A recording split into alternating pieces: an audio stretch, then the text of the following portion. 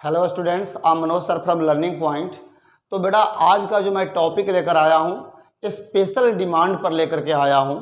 जो कुछ स्टूडेंट्स अग्निपथ में जो इस बार फॉर्म अप्लाई किए हैं उन लोगों ने मुझसे कहा था कि कॉमन एरर पर वीडियो बनाने के लिए, तो उनको मैं ध्यान में रख करके अग्निपथ को ध्यान में रख करके मैं उसी के सिलेबस से, जो कि ये क्वेश्चन कई बार एयरफोर्स के एग्जाम्स में आ चुके हैं, वैसे ही क्वेश्चंस का मैंने कलेक्शन करके आपके लिए मैं ये डालने जा रहा हूँ। तो आज बेटा हम लोग पढ़ेंगे कॉमन एरर्स के बारे में। और बेटा आप वीडियो को शुरू से अंत तक देखना, बिल्कुल छोटा वीडियो होगा लेकिन बहुत ज़्यादा उपयोगी है। और वीडियो देखने के बाद में आप इसको लाइक और शेयर जरूर करेंगे। जिन लोगों ने अभी तक से इसको सब्सक्राइब नहीं किया है चैनल को, वो सब्सक्राइब जरूर करेंगे।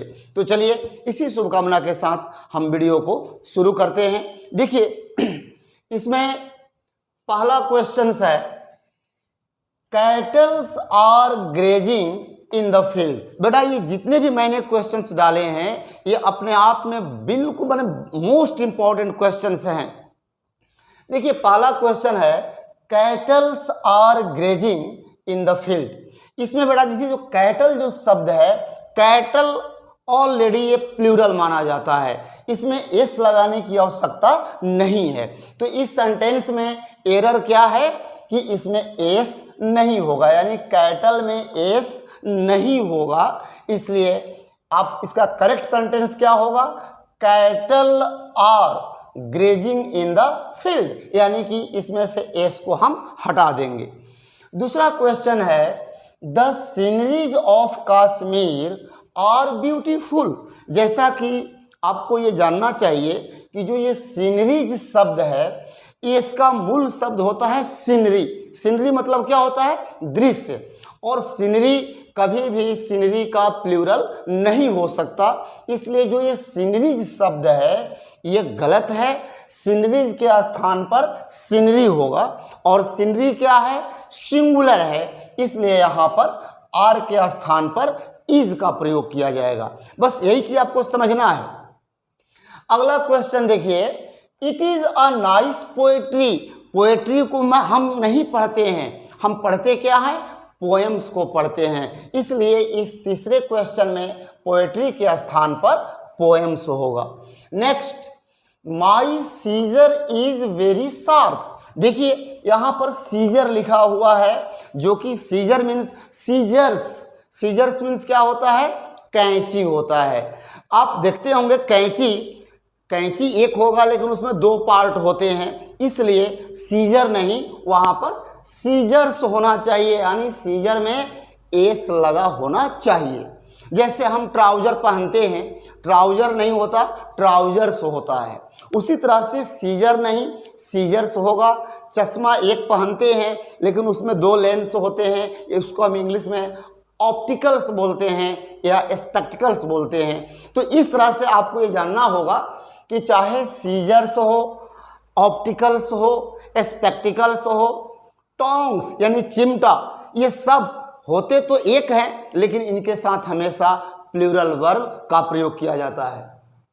नेक्स्ट क्वेश्चन है, मम्प्स आर डेंजरस। मम्प्स क्या है, एक प्रकार का डिजीज है, और मम्प्स के पहले यहाँ पर आर्टिकल द का प्रयोग होगा, और मम्प्स मतलब कि ये अनकाउंटेबल है, इसलिए यहाँ पर आर के स्थान पर इज का प्रयोग होगा। इस प्रकार से इसका करेक्ट सेंटेंस होगा, द मम्प्स इज डेंजरस। ये बेटा बहुत सावधानी से आपको समझना होगा, ये क्वेश्चंस है, मैंने 100% इस तरह से क्वेश्चन आपको अग्निपथ में आने वाले हैं, दिखने वाले हैं। नेक्स्ट क्वेश्चन है, Kalidas is one of the greatest poet of India. यहाँ पर बेटा पोएट्स होगा, क्योंकि कहता है कि कालिदास भारत के कवियों में, न कि कवि में, कवि तो सिंगुलर है, poets of India, Kalidas Bharat के कवियों में एक सबसे महान कवि थे। यहाँ पर है, Kalidas is one of the greatest poet of India. यहाँ पर कालिदास का कंपेयर भारत के कवियों के बीच में किया गया है, इसलिए यहाँ पर पोएट में एस का प्रयोग होगा। नेक्स्ट क्वेश्चन है gymnastics are good for health.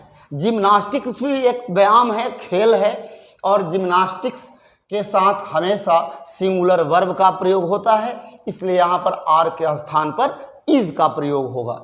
Next question है I ate a lot of fishes.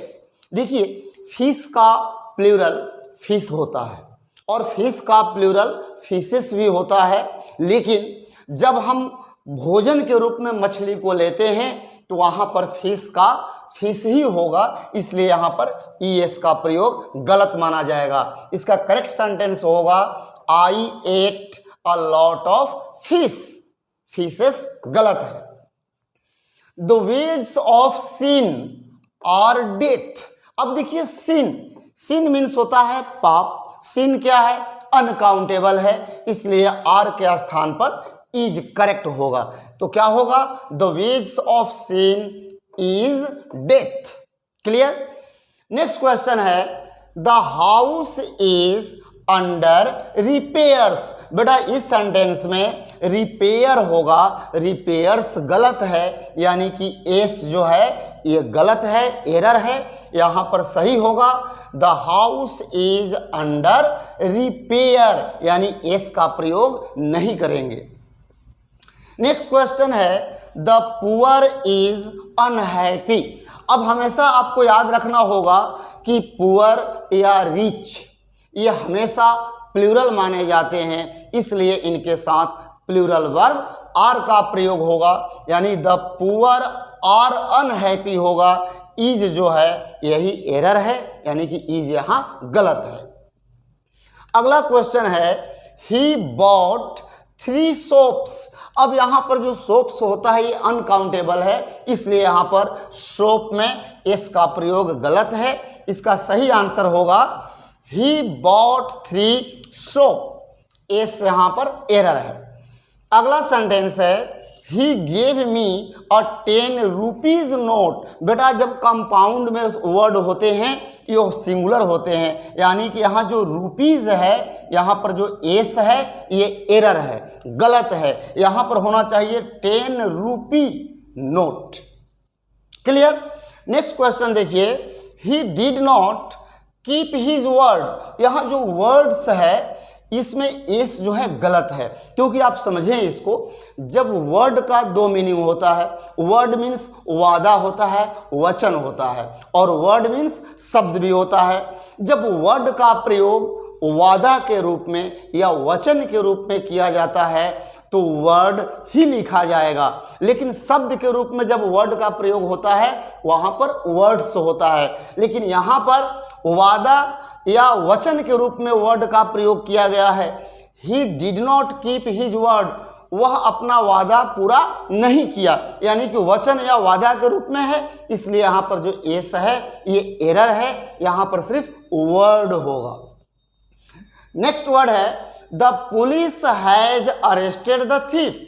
आप हमेशा याद रखेंगे कि जब पुलिस जो शब्द है ये हमेशा प्लूरल होता है, इसलिए इनके साथ हमेशा प्लूरल वर्ब का प्रयोग होगा। इस प्रकार से जो हैज है सेंटेंस में एरर है, हैज के स्थान पर हैव का प्रयोग होगा। अगला क्वेश्चन है he is an European. European जो शब्द है यू से शुरू होता है, और यू जो होता है ये कॉन्सोनेंट साउंड होता है, इसलिए यूरोपियन के पहले आर्टिकल अ का प्रयोग होगा, यानी एन जो है एरर है, एन के स्थान पर आर्टिकल अ का प्रयोग होगा। नेक्स्ट क्वेश्चन है the mount Everest is the highest peak in the world.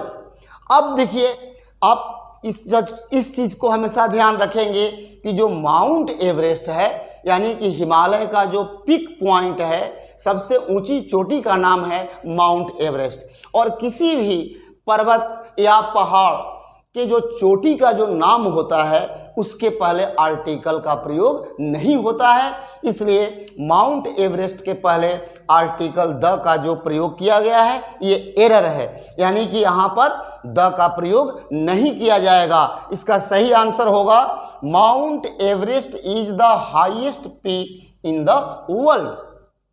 Next question है, Bharatiya Janata party is the largest party in India.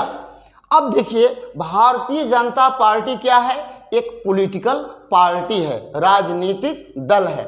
और हमारा इंग्लिश ग्रामर का रूल कहता है कि किसी भी राजनीतिक दल के नाम के पहले आर्टिकल द का प्रयोग होता है। और यहाँ पर देखिए, भारतीय जनता पार्टी एक राजनीतिक पार्टी है, इसके पहले आर्टिकल का प्रयोग नहीं किया गया है। यही इस सेंटेंस में एरर है, यहाँ पर आर्टिकल द का प्रयोग करना होगा। द भारतीय जनता पार्टी इसका सही आंसर होगा, यानी भारतीय जनता पार्टी एक पॉलिटिकल पार्टी का नाम है, इसलिए इनके पहले आर्टिकल द का प्रयोग करना होगा। तो होगा इसका सही answer, the Bharatiya Janata party is the largest party in India. अगला एंड लास्ट क्वेश्चन है, राइस एंड करी आर माई फेवरेट फूड। अब देखिए, आपको लग रहा होगा कि राइस एंड करी दो अलग अलग चीज़ें हैं, इसीलिए यहाँ पर राइस एंड करी यानी दाल भात। इसको बेटा आप जो राइस का मतलब जो सेंस निकालते हैं, पका हुआ चावल को भी आप चावल कहते हैं, जबकि शुद्ध हिंदी इसका भात होता है। लोग प्रतिष्ठा में अपना इसको इशू बना लेते हैं, लेकिन आप इसका जब मीनिंग निकालेंगे तो सही मीनिंग होगा दाल भात। करी मीन्स होता है पका हुआ दाल, तो इसलिए राइस एंड करी एक दूसरे के बिना अधूरा होता है। लेकिन ये देखने में तो दो अलग अलग शब्द लग रहे हैं, लेकिन इनको एक माना जाता है, इसलिए यहाँ पर जो आर है ये सेंटेंस में एरर है, आर के स्थान पर इज का प्रयोग होगा। इस प्रकार से इसका करेक्ट सेंटेंस होगा, राइस एंड करी इज माई फेवरेट फूड। तो इस तरह से बेटा मैंने आपको आज जितना क्वेश्चन दिया, आप इसको बिल्कुल ध्यान में रखेंगे। खास करके जो